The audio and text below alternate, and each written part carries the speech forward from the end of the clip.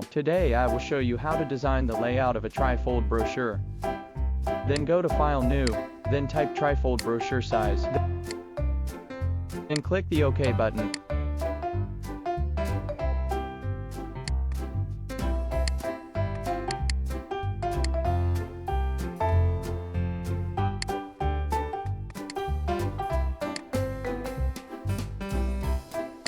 Create a guide and print area according to the size of the brochure. First draw a rectangle, then align the rectangle to the artboard.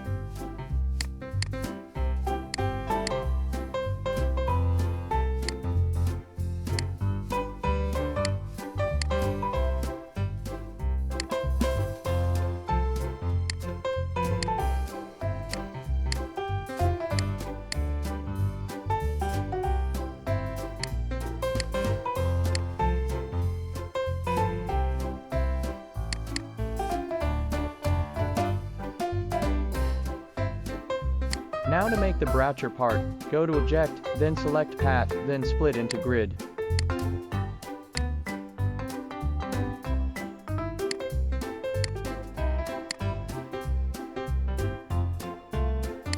Now create guides and safe zones for the brochure.